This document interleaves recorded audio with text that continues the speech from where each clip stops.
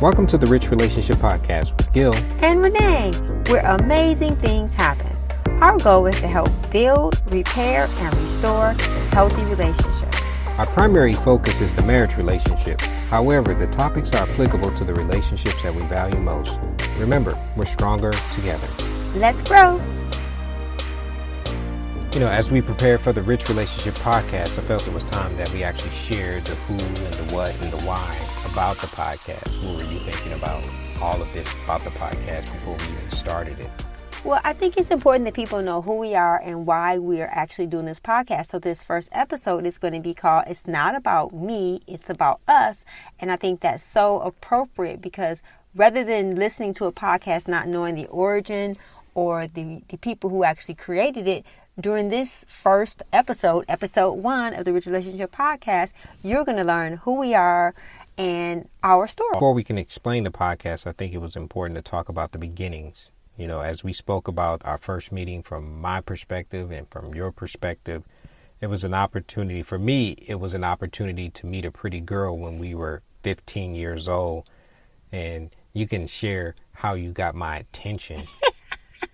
Thank you for complimenting me and calling me a pretty girl. I appreciate that. Yeah, absolutely. Well, the way I got Gil's attention was I actually we were sitting at a desk. We were working for the city of Detroit, and I was sitting at a desk, and he walked into the room, and I was smitten. And to give a point of reference, this was summer of 82.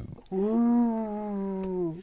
And to get his attention, what I did was I rolled my pencil off of the desk because I wanted to get his attention. I didn't know any other way to do it. This was before cell phones and technology, so we just had to use good old-fashioned creativity. It was the date that, we actually dated this summer, but I thought, I go back to when we actually started. After I picked up, we just talked and used to ride the bus together and those types of things. But as we dated for that summer, I thought we should break up. Needless to say, I got cussed out. This was I got cussed before Christ. Out. Yes, he did. He did. I was very upset. I did not do very well with, and I still don't do very well with rejection. I've just learned to handle it differently. But yes, I did. I let him have it and said some really mean, vulgar things, and that was not a good thing to do. Yeah, that puts it mildly. We talked off and on throughout the next couple of years. I remember when after that tongue lashing, after we went our separate ways, and I think I was a sophomore going into my sophomore year, and I think you were a freshman. We went a couple of years where we actually just remained friends. And after I graduated from high school and I went off to college, I actually didn't go away to college. I stayed locally in Detroit. I seen her again, and I was intrigued by this girl I had seen at the mall. And I was looking, and I was like, I know her. And I'm saying this to myself, and you were just walking through the mall going back. It looked like you were coming from a break, going back to your job. And I seen it, and I was like, who is that? And I was with my friend, and I was thinking, I got to prove, I know this girl. You always want to impress your boys and all that kind of thing. So I kind of went over to you and got your attention, just started talking to you. Man, what were you thinking back then? Who is this guy? He seems you familiar. Remember me. You remember. I don't remember you. I do not fall for that. Okay, before his hair was short, and now his hair is long, and he has this blonde tail, and it's curly, and I didn't remember him from the way he looked, but he was very creative with his catchphrases, and he had this catchphrase he would always say was a whata. Man, that sounds so stupid. But he said that, and that's when he said, you know me, Gil, a whata. I said, oh, I remember now. So that's what prompted my memory to remember who he was, because it wasn't the way he looked, because he looked totally different. Right. This is like a couple years later. I think I was like 18 now. I had already graduated, and like I said, I was already in school. So you going into your grown adult body, I guess you could say, but we actually started hanging out as friends. At the time I had a girlfriend. However, when that relationship ended, you and I started hanging out and we started dating. But we were literally just friends in the beginning. We really we were actually going out.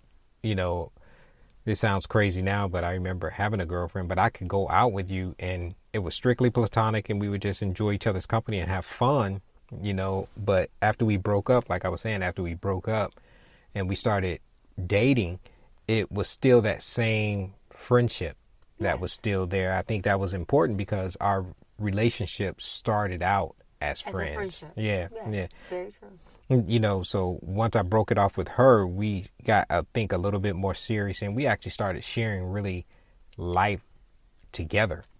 Major life decisions. And finances. Right. And decisions about our future. And I remember being in Belle Isle and us making commitment to each other that we would always choose love over careers and money. And we were broke as I don't know and what. We were. And didn't have nothing, and you already talking I about remember money staying on the bridge, and just having stuff and assets, and they didn't have none of that stuff. Yeah. And for those who are listening who don't know or are not familiar with Detroit, Belle Island is actually a little spot in Detroit, right in between Detroit and Canada, that a lot of people go and you just cruise. But now I think they actually hold the Detroit Grand Prix there now, so it's not the same as when we were growing up, but that used to be a spot that we had back in Detroit. For those who are listening from Detroit who know exactly what I'm talking about. So shout out to Detroit. Whoop, whoop. We love you, Detroit. So in April of '88, I joined the Air Force and we got married in that following December in Minot, North Dakota. Oh my gosh. The reason. And I thought we knew Cole from Detroit. Man, we had no idea.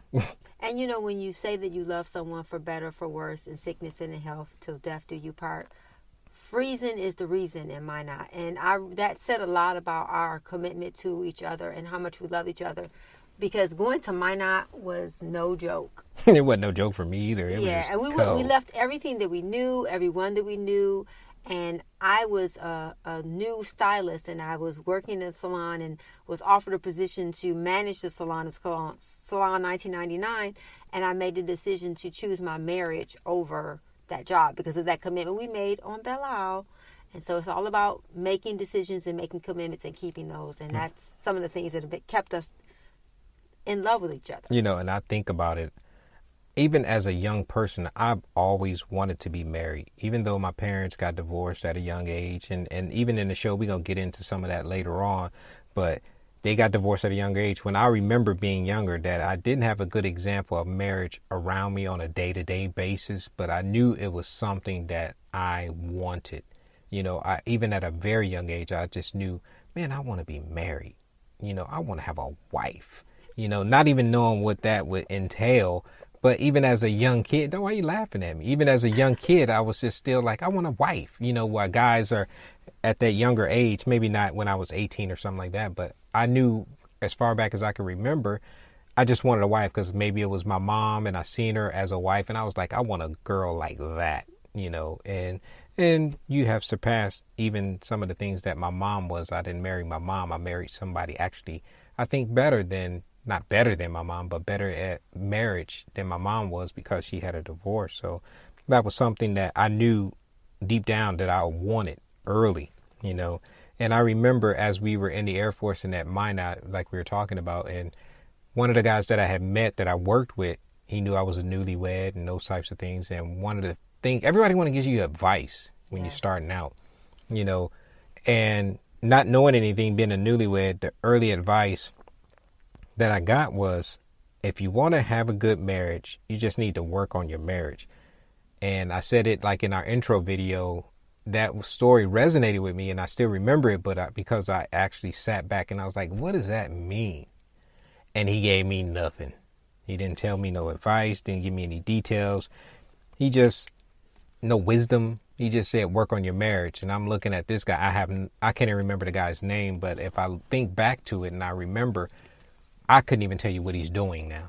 I don't know if he's still married or if he's still together or what, but that's just something that I thought about. And I was like, So I think that started this journey of the Rich Relationship podcast. Of the origin today is going back to that one little piece of advice about if you want to get married, just work. Well, when you're married, work on your marriage. That still is like, so that's what this is really all about for me. When I think about the rich relationship, you know, some of the things that we were going through at church was what's next. And I mentioned that also in the video about what's next. And that's what this is really all about, is taking the things and the principles and the tools that we've gained over the 30 years and saying, hey, let's share that with some people. You know, and that's a part of this whole mission and this whole journey. And you know, what's so funny to me for me thinking about growing up, my mother was never married to my father. She was never married to any of our fathers. And I never wanted to be married. And people would always say, changed your mind. Yes, you did. I didn't want to get married. I didn't want to have children. And I remember a lady telling me, you're going to meet someone that you're going to love, and you're going to want to fill the world with little people just like them. And I said, we got a you little got person. Me the wrong person. That is not me. However, we didn't fill the world. Well, genetically we didn't. I mean, relationally we filled the world with people that are like my husband. But we only have one treasure. We only have one treasure, which is Aaron Beavers. And we did have my sisters that we helped raise them, and we adopted them. But as far as giving birth to a child, we did that one time. Right. And I think for me, the reason why I didn't want to get married was because I really didn't see it as being an individual. I saw being married because my grandparents had been married my whole entire life. My aunt and uncle had been married. They got married when I was 11. So I did have great examples, but I think because of my own internal issues and struggles, instead of accepting what I saw that was good, I only focused on the negative. Mm-hmm. And so when Gil and I started really dating and we're in a committed relationship, he made me realize that someone can really love you unconditionally and love who you are and not the idea of you. And that was what made me change my mind or my heart about marriage. Because, but I always knew that when I got married, it was going to be forever. I didn't believe in divorce. And that's one of the things we would always say, was that marriage is forever until death do us part. And for many years, we would even teach Aaron that, because Aaron would ask me, well, what would we do if one of us cheated? We'd say we'd kill the other person. And we had to realize we had to stop telling her that, because she believed that you could kill your spouse. And so, but, you know, our stories make us who we are, and everyone's story is valuable and it has a purpose. And it's funny when you're living your life and just living your story, you never know how your story is going to impact someone else. And I think about, you know, Gil was talking about how growing up he wanted to get married and how he always thought of marriage. I think it's amazing how that's the beauty of marriage to me, how two people can come together and become one. And I look at Gil's personality and I look at my personality and how different we are. But I just look at how we've learned to become one, because I respect who he is. I respect what he brings to the relationship. But I could think about stories in our younger years in our marriage. I remember one time we were sitting in a car and we just felt ourselves getting so upset, and we just stopped and said, wait a minute. What were we getting upset about? I don't even remember what we're getting upset about, but I just remember the things that we learned about conflict. And I think about how we learned to deal with conflict and deal with the real issue and not being mad at one another.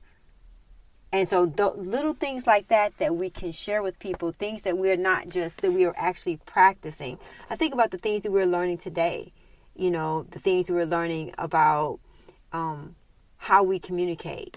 And all of those are things that we can share, not only from what we were taught, but also from what we're experiencing, what we're living every day. Mm-hmm. And I think that that's what makes a marriage, it's just like tapestry. So what makes it beautiful is because we're not all the same. And I think about how many times, you know, one of the things we've always been committed to is not using the D word, never throwing that out there. And so I think that there's just certain things that you have to establish in your relationship early. We're talking about divorce, right? Yeah, the D word. No, I just want to make sure we're talking about divorce. Divorce. How we made a commitment early to not say that, to not use it as ammunition, or to not use it as a way to control the other person. And I just think about things that we learned, because what I understand is that the biblical principles work whether you're saved or unsaved. there are certain things we decide